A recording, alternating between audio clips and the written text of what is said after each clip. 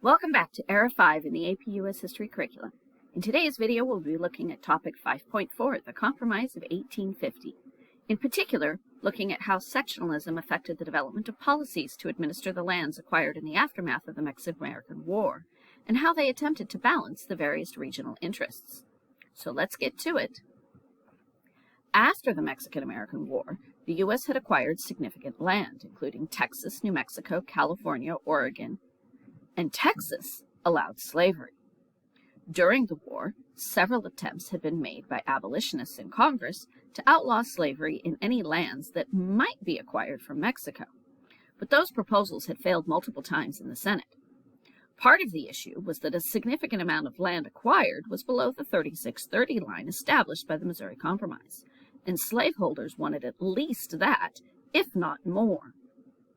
To them, this line was sacred, since their entire economy and even their entire way of life depended on the continuation of slavery. They viewed any attempt to curtail slavery as an attempt to destroy it.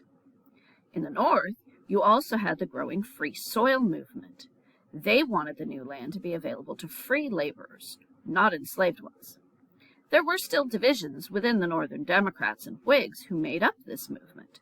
Some wanted slavery banned in the new territories, but not because they thought slavery was a moral evil. Many didn't even want black people, enslaved or free, to be allowed to settle in these new territories. They envisioned that these new territories would be a land of white opportunity, without the need to compete with enslaved labor.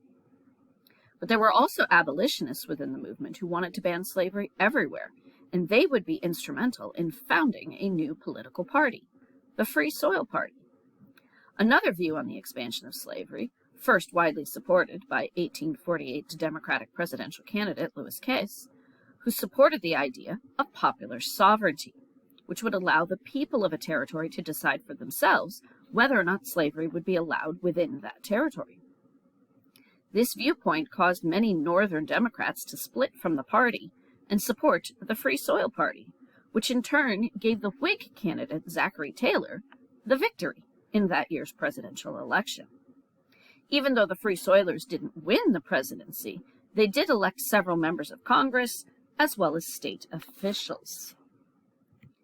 The event that really caused the sectional crisis to explode, though, was the discovery of gold in the foothills of the Sierra Nevada mountains in California, on land that was being claimed by a man named John Sutter in January of 1848.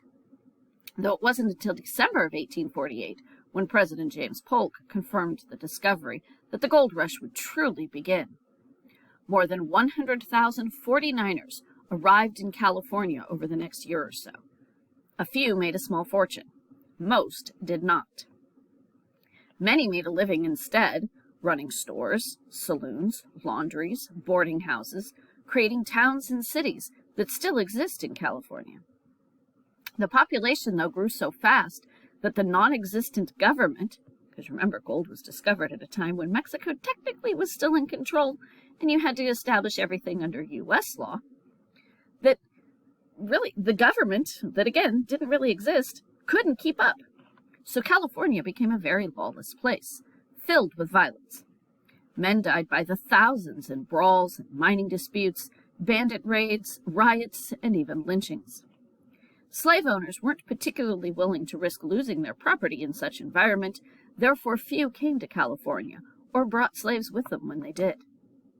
In addition, those coming from northern states, they didn't want slaves doing the same work as them and often resisted attempts to bring slavery to California.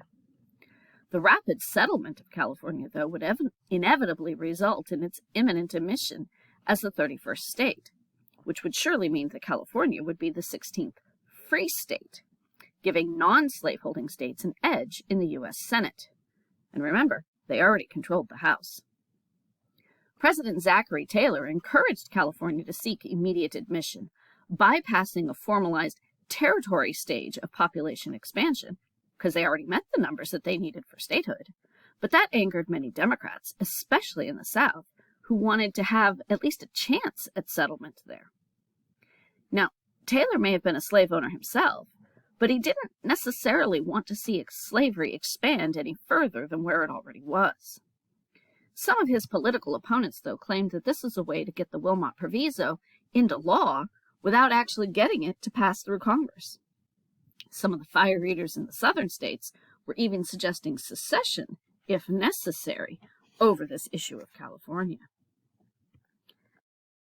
Other issues regarding slavery and the expansion of slavery were also occurring at this time. For example, Texas was claiming land that was part of the New Mexico Territory. As a slave state, any expansion of the boundaries of Texas would technically be opening up new land to slavery, and so Northerners were opposed. The North was also appalled at the ongoing practice of slavery in the nation's capital, a practice the South was not willing to let go of. Henry Clay had brokered compromises before, though, so he put forth proposals that he hoped would solve the crisis. The main part of Clay's compromise would admit California as a free state and leave the rest of the Mexican Cession territory open to slavery under popular sovereignty. John C. Calhoun insisted that any compromise would betray the South and opposed the so-called bribery that was being offered to Texas in paying them to give up their claims to that New Mexico land by paying off their pre-annexation debt. He even opposed the abolition of the slave trade in Washington, D.C., claiming that Northerners would simply have to agree to the federal protection of slavery for the South to ever feel comfortable remaining in the Union. And that was the biggest part of the compromise that would benefit the South, the passage of a new fugitive slave law. This would allow for any slave who escaped to the North to be brought back into slavery, and even required Northerners to assist with their recapture. Their recapture could be challenged in court, but remember that people of color, slave or free, were not allowed to testify in court, even on their own behalf.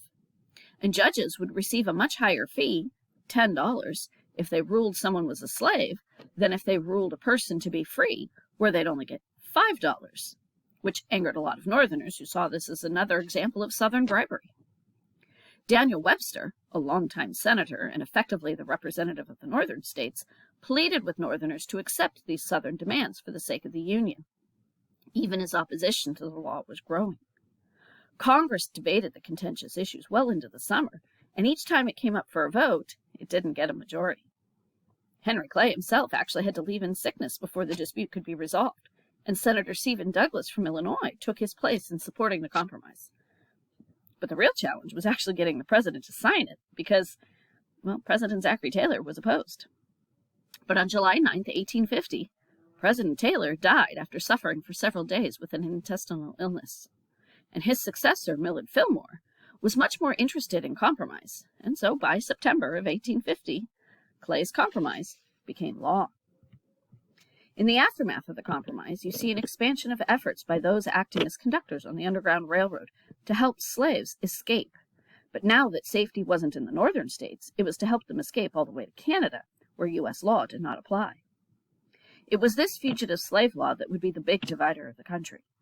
If the North was in general against slavery, and more specifically there was a growing population of abolitionists, then enforcing a law that required them to arrest enslaved people who had escaped their plantations and return them to the institution that they loathed, well, that was going to be quite difficult. And Southerners felt that by giving up an equal status in the Senate, they no longer needed to compromise on the issue. Some states also sought to thwart efforts to recapture runaway slaves by refusing to allow the use of public jails or other facilities to aid in those efforts. Some states even passed personal liberty laws which were in direct conflict to the fugitive slave law and were designed to make the legal system more fair for all people and to ensure the safety of freedmen and escaped slaves, without using the controversial tactic of nullifications that had, in the past, nearly led to war. Well, that's what you need to know about Topic 5.4, the Compromise of 1850. As you can see, the issue of slavery is becoming a greater and greater issue as we approach the eve of the Civil War. Be sure to keep up with your reading, and I'll catch you in the next video.